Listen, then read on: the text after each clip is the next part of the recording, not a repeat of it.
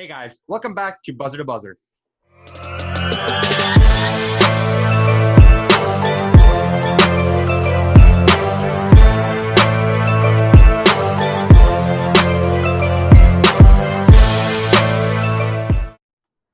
All right, guys. So the first week of football action has officially elapsed, and now we are making our way on to the second week of the 2020-2021 NFL season.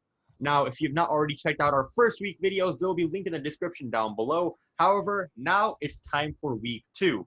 And last week we started a tradition on Buzzer to Buzzer where we will be predicting our top 5 key matchups. So without any further ado, let's get to them and start talking.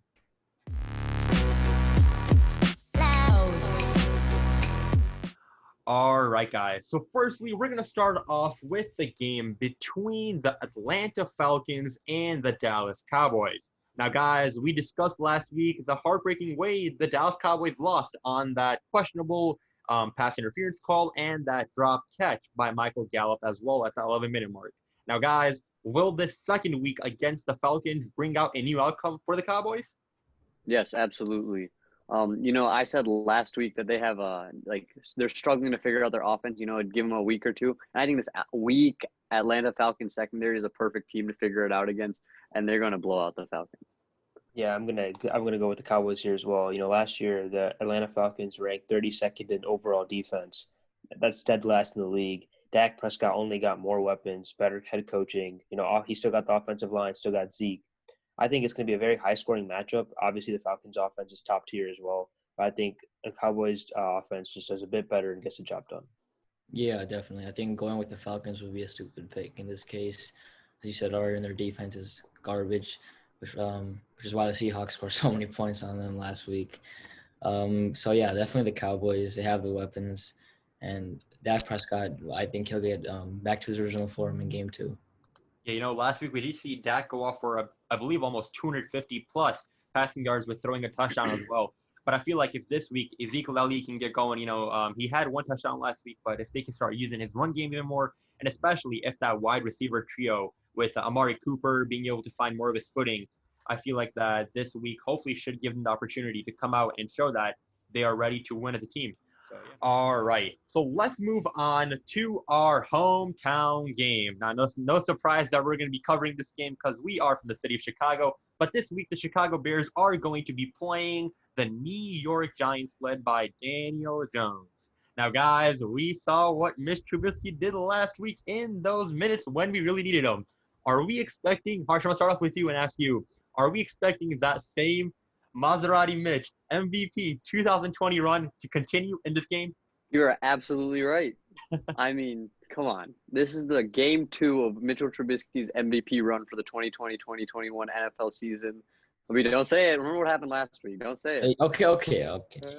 Yeah, I see the face. No. So I think he goes for 2 passing touchdowns here, 1 rushing touchdown, and maybe around 250-plus yards. I think it's a good step up from the Detroit Lions to the New York Giants, who are a weaker defense, and I think the Bears come out with a win here. I think I'd have to agree with Harsh here as well. I don't know about MVP run just yet, but I think Trubisky goes for probably about 2 TDs, 250 yards, somewhere in there. And I think the Bears get the win here. I think the Bears defense is just too strong for the Giants offense to handle. We saw Saquon Barkley get shut down against the Steelers run D, and the Bears have a comparable run defense. They have a great secondary, and obviously we saw what Mitch Trubisky did last weekend. So I think the Bears get it done this game. I don't think the Bears need to see Maserati Mitch happen again. I think they can win with him having just like a mediocre performance. The Giants aren't a good team in the NFL at all, in my opinion. And he doesn't need a lights out performance in order for the Bears to win. So I think that they can win pretty easily in this game. Yeah, the Giants defense isn't ranked that highly in the NFL. So although I am hopeful that Mr. Trubisky can come out and deliver a well performance, and if we can continue that fourth quarter trend, I do feel like the Bears can win with just an okay performance against especially these New York Giants. And with the defense which we have and showcased last week, I feel like that Mitch Trubisky should use this game as an opportunity to build confidence. Although last week there was obviously much more pressure because the first week, I feel like the second game can get him more in the rhythm. And especially when there come tougher games on the line, this could prepare him as well. All right, so let's move on to our third key matchup, which we will be predicting, that being between the Cam Newton-led New England Patriots versus the Seattle Seahawks. Now, guys, earlier today, coach of the Patriots, Bill Belichick, came out and said, hey, Russell Wilson is one of the most underrated players in NFL right now.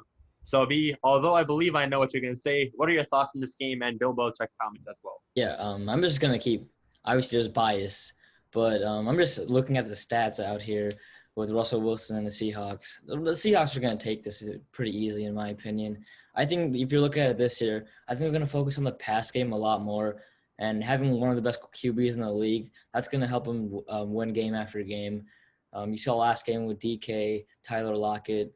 Obviously, Stephon Gilmore will be a threat and someone to look out for if he can stop one of the wide receivers. But I think that overall the Seahawks will win this game. Yeah, I have to agree with the B here. I don't think it's going to be no blowout like the Atlanta Falcons game. The Patriots defense is not going to allow that to happen. But I just think the Seahawks on offense are more talented than the Patriots. Last week we saw Cam Newton. He only went, I think, 19 pass attempts. He had like 155 yards passing. Not much air game. And if you want to beat the Seahawks, you have to match Russell Wilson. And Russell he's one of the greatest quarterbacks to ever play the game. So I think the Seahawks win this one, though I think it's going to be closer than expected. I'm gonna have to go with the newly minted Seahawks pass heavy offense, not the New England Patriots, the Seahawks, because for the reason that Cam Newton proved to win by 10 points against the Miami Dolphins team that everyone's apparently treating like they're the 72 Dolphins. They're not. They're the Miami Dolphins of 2020. It was not a impressive win. Yes, Cam Newton had a good game, but again, it's still the Miami Dolphins. I have to pick the Seahawks here. All right. Yeah, I'm going to have to reside with a Seattle Seahawks here. I feel like that the performance that we saw from Russell Wilson last week is just going to continue. Like Mr. Belichick said, the head coach of the Patriots, that he is one of the most underrated players and doesn't get the respect he often deserves. So today I feel like that we got to give him that respect, and he's going to outplay Cam Newton and any luck which the Patriots can have against the Seahawks. All right, guys. So although we've been agreeing for these first three games, let's get to this fourth key matchup, which we'll be talking about, which I don't think we're going to be agreeing all on the same team. That being between the Baltimore Ravens and the Houston Texans. Now, guys, the Ravens are led by, obviously we know, former MVP Lamar Jackson against Deshaun Watson. Now, guys, these are two great quarterbacks. Are we going to be seeing a quarterback duel go down or what? I'm going to stick to the team that's at first game. This might come off as a surprise. I don't think it's going to come off as a surprise at all because I believe in Lamar Jackson. I know a lot of people think he's overrated or not just overrated. He has a playing style that will eventually be figured out by the rest of the league. But for now, I don't think that any team has figured him out yet. So I definitely think that the Ravens can pretty easily beat the Texans, especially since they don't what's it called? Deshaun Watson doesn't have any wide receivers right now other than Will Fuller, to be honest. So, yeah. Yeah, that's what I was going to say. I expect I believe that Deshaun Watson is a better quarterback, but just looking at the teams, it just doesn't – the rosters don't stack up. I mean, the Baltimore's defense is arguably top 5 in the league. And if you look at the Texans' offense, their offensive line sucks, and the receiving core also sucks. So I just think it's a completely lopsided matchup. I think Lamar Jackson wins his game easy, and Baltimore Ravens take it. Yeah, I'm going to have to disagree with you guys. I'm going to have to go with Deshaun Watson here. I think, after that blowout loss, and, the score made it seem closer than it actually was, but it was a blowout loss to the Kansas City Chiefs. I think he's trying to prove something here. Yeah, obviously he doesn't have the pieces that Lamar Jackson does, especially on the defensive side of the ball. But I think Deshaun Watson's on a mission here, and you can't count on a man on a mission. So I have to go with the Houston Texans. I'm gonna go with Harshes. I think that the Houston Texans are gonna pull away. Sure, last week I made the mistake of not taking Lamar Jackson, but I'm gonna double down and say that Lamar Jackson is not gonna win this week. And who knows if I'm gonna be right or wrong. But I feel like that Deshaun Watson is going to start finding his rhythm with this new wide receiver core of the Houston Texans. Obviously, he doesn't have that elite wide receiver of DeAndre Hopkins, but I feel like that connection between Deshaun Watson and Will Fuller will be something which we start to see improve throughout the season. And I feel like that this game against the Ravens, although it'll be tough and a great matchup for sure, I feel like the Houston Texans will pull away. Unlike the Ravens and Browns matchup in week 1, I can see why you guys are – it's reasonable to choose the Texans. It might be a close game, but I understand why you guys are picking the Texans.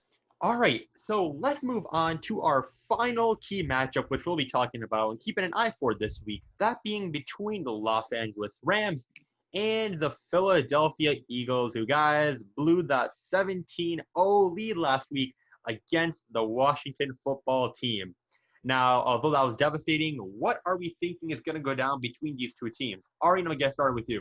I think the Rams take this one very easy. Okay, first of all, we saw what happened to Carson Wentz last week, right? I think it was like 6 sacks or something like that. He absolutely, that was the reason they lost the game, because of those strip sacks. And this week, it doesn't get any easier. They have to face Aaron Donald and Leonard Floyd in that pass rush.